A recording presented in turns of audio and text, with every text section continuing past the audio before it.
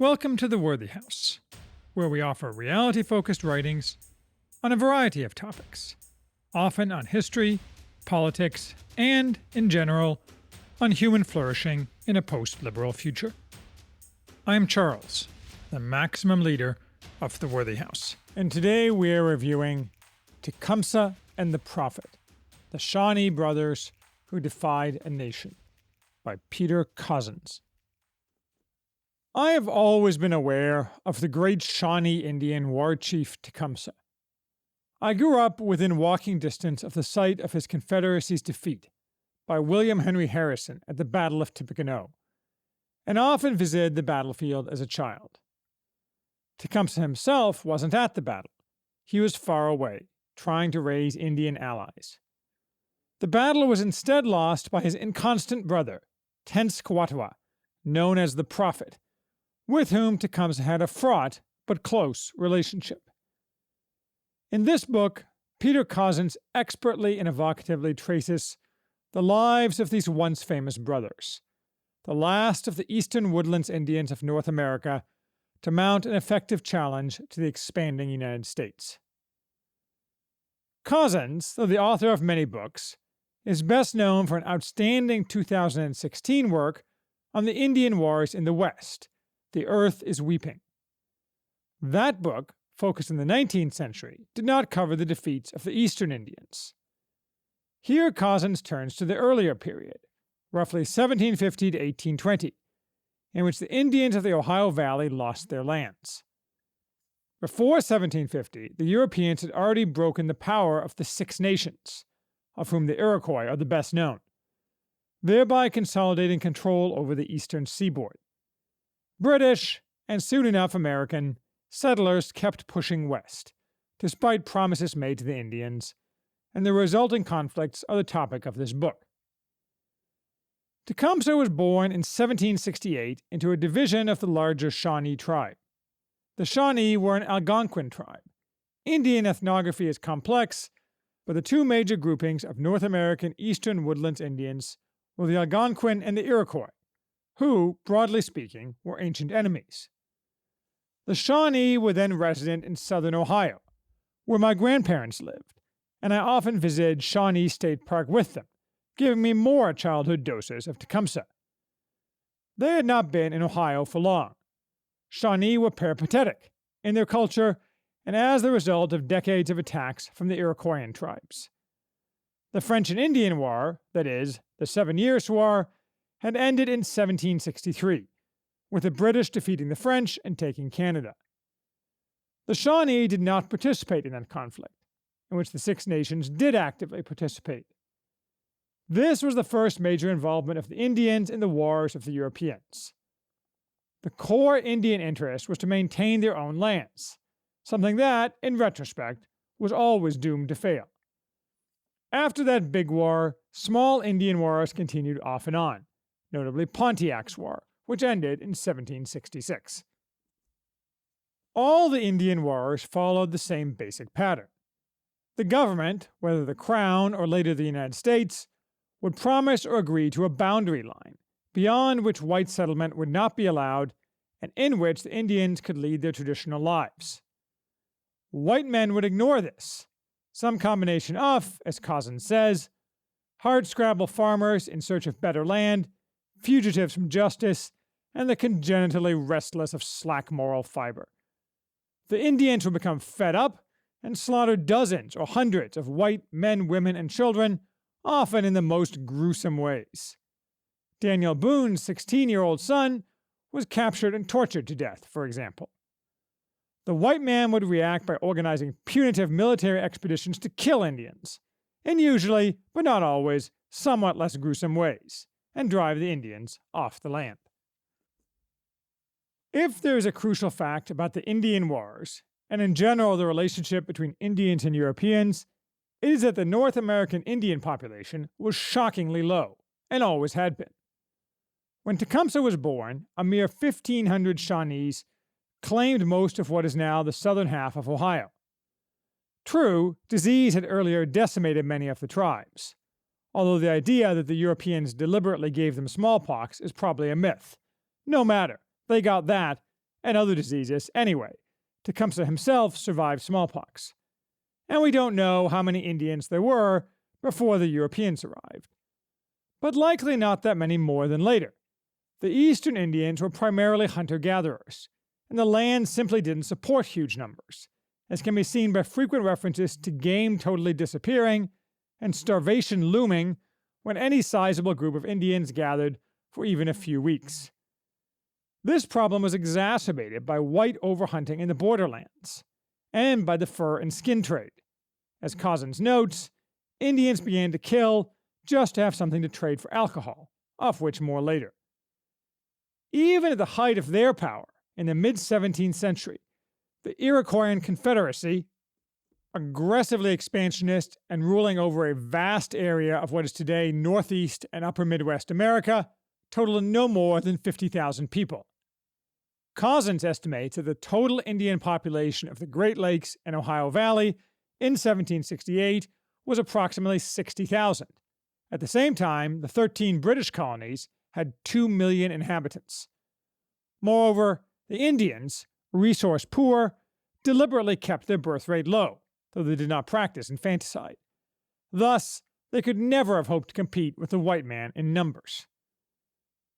Even with their small numbers, the Indians mostly competently played a losing hand. Their only real possible move was to involve themselves in the wars among the French, British, and Americans, the Long Knives, as the Algonquin called the last, and hope to side with the winning team, with the expectation they would then be left in peace. Thus, despite no real interest in the white man's wars, they were inevitably forced by circumstance to join. That, man for man, Indians were far better warriors than the whites, and they were quick to adopt European technology, could not compensate for their small numbers and democratic method of fighting, every man his own chief. Indians often won battles when allied with regular European troops, or alone when fighting poorly trained troops, but usually lost against any sizable European force that maintained order. Tecumseh's father died in 1774, when Tecumseh was 5, at the Battle of Point Pleasant, in what is now West Virginia. This was one of numerous skirmishes in Dunmore's War, a brief but brutal war caused, predictably, by Virginians pushing west. The British then formally set the Ohio River as the boundary of the Indian lands. This boundary was a key fact of Tecumseh's childhood, and its inevitable breaching by the white man the ground of his life's work. His early years were spent near today's Chillicothe. Cozzens does an excellent job of sketching the culture of the Shawnee, which we will discuss later. The years of Tecumseh's youth and early adulthood involved the further splintering of the Shawnee, some of whom moved west, and the grinding advance of the white man, sometimes in arms, but more often with a toxic joint offering of alcohol to dull the Indians and money to bribe tribal chiefs to sell land for a tiny fraction of its true worth. In 1782, the uneasy peace ended. In the Gnadenhutten Massacre, Pennsylvania militia, responding to Indian raids, killed nearly 100 Delawares, men, women, and children, who were completely uninvolved in the raids and in fact were farming Christians. The Shawnees and other Algonquins went on the warpath, killing hundreds of white settlers and fighting pitched battles. At the Battle of Blue Licks, in what is today Kentucky, and is considered one of the last battles of the Revolutionary War, they, along with their allies and some British Rangers, killed 67 Kentucky militia. Among those were another son of Daniel Boone. No wonder Boone wasn't a big fan of the Indians. But then, who even knows today who Daniel Boone was? George Rogers Clark, a regular Army officer in charge of the Kentucky militia, responded with organized expeditions that pushed the Shawnee out of southern Ohio, which was promptly overrun with American settlers.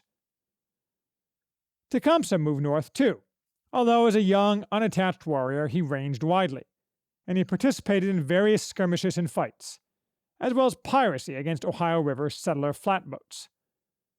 But fewer than 1,000 Shawnee remained east of the Mississippi and north of the Ohio. The rest moved to Missouri, or to Creek country in the south, or to join the Chickamaugas who lived on the Tennessee River, near today's Chattanooga. For a while, Tecumseh and his brothers visited Louisiana, then Tennessee. He eventually returned to the Ohio Valley, however, and took part in the crushing 1791 defeat of Arthur St. Clair's chaotic expedition against the Ohio Indians, which, in the usual pattern, was followed a few years later, in 1794, by Mad Anthony Wayne's destruction of a large group of Indians at the Battle of Fallen Timbers, where Tecumseh also fought. Tecumseh gradually raised his profile and attracted followers, mostly aggressive young men and those who wanted to maintain the traditional Indian life, as many of the tribes became less warlike and dependent on annuities and other handouts.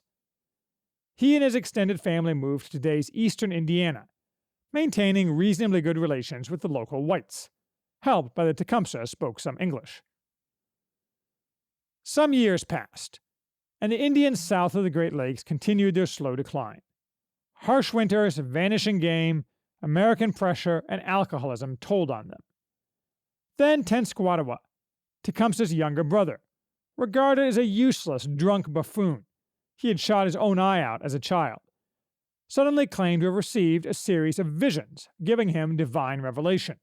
He informed the small Shawnee village that the Great Spirit had told him that to gain heaven, Indians must give up alcohol and all the white man's ways, and from this base, he developed a new syncretic religious doctrine, with bits and pieces of earlier Indian mysticisms, Christianity, and Shawnee culture. Tenskwatawa's religion was only the latest in a series of Indian religious revivals. A Delaware, Neolin, had preached a similar set of doctrines in the 1760s, which was adopted in part by the Ottawa war chief Pontiac to fuel his eponymous war. In the Prophet's doctrine, there were two opponents, Americans and witches. As far as Americans, however, Tenskwatawa's doctrine wasn't militaristic, but particularistic. Despite American fears, he did not, at first, preach going on the warpath. As far as witches, Cozzens frequently mentions the woodland Indian obsession with witches. Very often supposed witches, usually elderly chiefs whom younger men wanted to move out, or unmarried women with enemies, were tortured and killed. The Prophet eagerly participated in these killings as a judge. You won't read that in the sanitized Indian hagiographies they teach schoolchildren as history nowadays. Almost all the Shawnee immediately converted. Other surrounding Indians were a harder sell, though some took to the new religion, especially Wyandots and Miamis, and many expressed interest, traveling to hear the Prophet speak. Thus, Tenskwatawa quickly became regionally famous, but at this time, around 1806, Tecumseh continued to be obscure, if mentioned at all, mentioned as the Prophet's brother. Nonetheless, those who noticed him observed his charisma, presence, and leadership ability, and his rise to prominence can be dated to this time, perhaps prefigured by the name his parents gave him, which meant shooting star or blazing comet. Tensions between the young United States and Great Britain were rising again, primarily the result of the Napoleonic Wars and their impact on American trade. The Indians held frequent conferences with various representatives of the United States, in a complicated dance asking for money and goods, but also reassurances about their land. Meanwhile, chiseling agents of the government, including William Henry Harrison, sometime military leader and now governor of the Indiana Territory, steadily ate away at Indian land title by bribing chiefs to sell land at pennies on the dollar. The United States was well aware, though, that if war came with Britain, the Indians might ally with Britain and attempt to retake their lands. And so it happened. Tecumseh, in the years leading up to open war between Britain and the United States, acted as a Shawnee ambassador, both spreading the message of his brother and trying to create a new political alliance among different contiguous tribes. Indian alliances were notoriously short-term and opportunistic, making this an uphill climb, and in general, both of Tecumseh's messages were received coolly. Moreover, the Americans were aware of these efforts and opposed them, manipulating those Tecumseh sought to persuade with cash and alcohol. The ins and outs of the period 1806 to 1812 are complex, but covered in detail by Cozzens, including a famous and acrimonious council between Harrison and Tecumseh in 1810 at Harrison's estate in Vincennes. In 1811, Tecumseh finally achieved greater success recruiting Indian allies, helped by the belief among some Indians that war with the Americans was inevitable, and also by the Great Comet of 1811, visible for 5 months and sold by Tecumseh as an omen of their coming victory under his leadership. Tecumseh even made a long southern journey, trying and failing to convince the Creeks, Choctaws, Chickasaws, and Cherokee in today's Mississippi and Alabama to join his confederacy. Cousins cast Tecumseh as a firm believer in his brother's faith, a matter of historical dispute, but this was primarily a political recruiting effort. The prophet's message never resonated much beyond the prophet himself. Yet we should remember that this effort was nearly unprecedented. Tecumseh was a visionary, the rare man who can see and act beyond the constraints of his upbringing and culture, seeing what has to be done and doing it. Meanwhile, the Indians Tecumseh had already recruited, Shawnees and parts of allied tribes, were grouped around Tenskwatawa in Prophetstown, near today's Lafayette, Indiana. The others were Wyandots, Kickapoos, Potawatomis, and Miamis, but no tribe joined the prophet and Tecumseh wholesale. It was usually belligerent young men who flocked to them. Harrison, in a military role, though he was still governor, marched up the Wabash from Vincennes in southern Indiana, fearing that Tecumseh would bring more warriors from the south and start a war, which Harrison figured to nip in the bud. The prophet did not want to fight Harrison, but the warriors around him were young and impatient, and he had sold them on the belief that his magic would guarantee victory. Harrison, camped near Prophetstown, made impossible demands that the Indians disperse and leave Indiana. So the prophet's forces, while Tecumseh was hundreds of miles away, in the early morning of November 7, 1811, attacked Harrison, and were defeated, although not as badly as Harrison, eager to burnish his political image, would have it. This is the battlefield I wondered in my youth. Tecumseh returned and rejoined his brother, and what remained of the Indiana Shawnee. What they said to each other is not recorded. The winter of 1812 featured widespread, but sporadic Indian violence across the Indiana Territory, also ranging up through today's Chicago and into Wisconsin, as well as Michigan. The Shawnee brothers threw their lot completely in with the British, who held forts in and around Detroit, and who were now formally at war with the Americans. The latter sent strong forces northwards to subdue British Canada. The British promised the Indians they would never retreat. But after American naval forces succeeded in dominating the Great Lakes and thus cut British supply lines to western Canada, the British felt they had to abandon Detroit and retreat east, which the Indians saw as a betrayal, with many promptly abandoning the fight. Tecumseh traveled east with the British, bitterly demanding the British stand and fight. And when they did, Tecumseh died, shot through the heart at the Battle of the Thames in today's Ontario, October 5th, 1813. Tecumseh's alliance, the last attempt by the Woodlands Indians to act collectively, died with him. The remaining Algonquins moved to Canada, where their descendants still reside. The prophet lived on in obscurity and poverty for another 20 years. By the time he died, he was nothing but a curiosity. Tecumseh was posthumously admired for his virtues by the young United States. His death is shown in many artworks, not least in the rotunda of the Capitol. They don't say much about him in schools today, preferring to focus on helpless victims and supposed emancipations, rather than heroic deeds and lives. A great many fascinating details about Indian culture are brought out by this book, making it more interesting than a mere work of dry history. Cousins never uses or even adverts to the stupid term Native American, though it appears on the dust jacket. No surprise, the Shawnee were fiercely racist. They thought they were superior to the whites, because they were the firstborn of creation. And for that matter, they were superior to other Indians, though both Indians and whites had a pecking order. The Long Knives, according to Tenskwatawa, were not human at all, merely demons who crossed the stinking lake as scum on the waves. This racism is not a knock against the Shawnee. Some degree of racial empathy among similar people is inevitable. The challenge is managing it to make it not excessively pernicious, something at which the America of today is failing, as the deliberate whipping up of racial hatred in 2020 shows. Yet at the same time, the Shawnee, like all the Woodlands Indians, adopted whites, and mixed-race individuals, Metis, were often prominent in Indian leadership, helped by having a foot in each camp. In fact, several of the closest companions of Tecumseh's youth were kidnapped white boys, most of whom ultimately returned to the whites, but some of whom died with him. As Sebastian Junger says in Tribe, this disinclination of forcibly adopted whites to return to civilization, and the not infrequent leaving of civilization by adult whites to join the Indians, says something about European civilization, not complimentary. Cozzens also touches on harsher topics.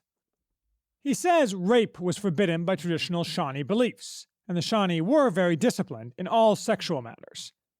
But later he refers to Ojibwa allies raping Shawnee women, and the Shawnee then getting payback by shooting their allies in the back in a subsequent battle, so it must have occurred sometimes among the woodland Indians.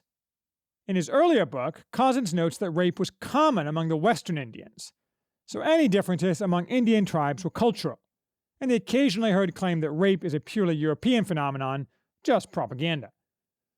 Torture and cannibalism of captives by Indians were routine as well. A captive never knew whether he or she would be adopted or tortured to death, though adoption was more common unless the Indians were seeking revenge for some recent affront or defeat. The most interesting topic, perhaps, is alcohol and the Indians. Alcohol, even more than disease, destroyed both Indian populations and their will to resist the Europeans. Governments constantly issued dictates forbidding trading alcohol to Indians, but to no effect, since it was far easier to get Indians drunk and steal their goods, or trade for them at rock-bottom prices to Indians desperate to get alcohol, than to trade honestly.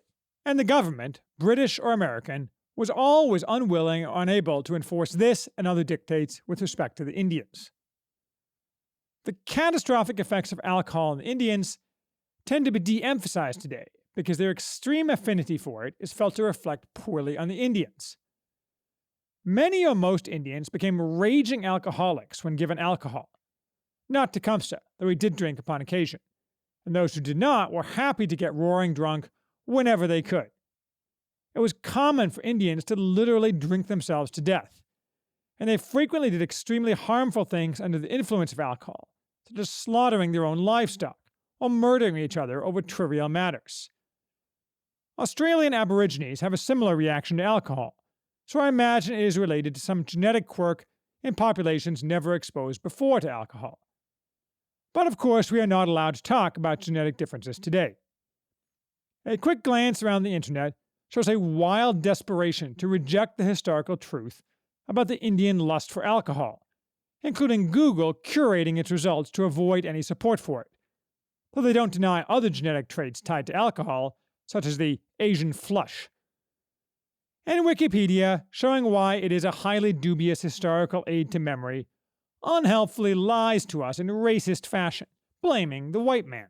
Native Americans typically experience higher rates of alcohol use compared to other ethnicities as a result of a culturative stress directly and indirectly associated with historical trauma.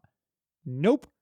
Indians just loved, and love, to get drunk, never mind the damage they knew would result. However, let's not end on a sour note. Yes, Tecumseh lost. He was foredoomed to lose. But his actions, his blazing course across the sky of the Ohio Valley, speak to us still today. One should be careful not to believe the myth of the noble savage, but also careful not to fall into the opposite error, that peoples more primitive than us cannot provide exemplars to us. Tecumseh, man of grandeur mixed with tragedy, was a man of destiny. He tried to preserve his culture, and he did not back down. He did not count the cost, but did the very best he could with what he had. It was not enough, but that says nothing bad about his character, and tells us nothing about what success other men, yet to appear, who embody his virtues but apply them to new challenges in a new time, will have. Tecumseh proves that such men arise across cultures. Whether they arise in desiccated cultures such as ours, I am not so sure.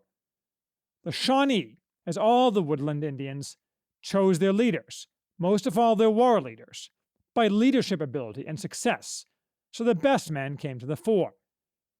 We've abandoned that, so how can a man of destiny gain traction in America today? The hyper-feminized reaction to the Wuhan plague suggests that, perhaps, like good seed cast on hard ground, our own man of destiny may not find a receptive audience. Yet almost certainly, if the truth were allowed to be ferreted out, more people voted for Donald Trump than for Joe Biden, which suggests the ground only appears hard, because we are fed propaganda that it is hard to demoralize those who are based in reality. Similarly, most likely the cowardly reaction to the plague we see all around us appears as the norm because of the societal pressure put on everyone to outwardly comply, combined with massive censorship of those who are willing to state the truth. No, I think the man of destiny will be welcomed when he comes, not by all, but by enough. Nonetheless, the man of destiny will not arise until the day is far gone, when the feet of clay that support our society crumble. Cometh the hour, cometh the man. I think, reading this book, that after all, we are just waiting for a new, and not that very different, Tecumseh.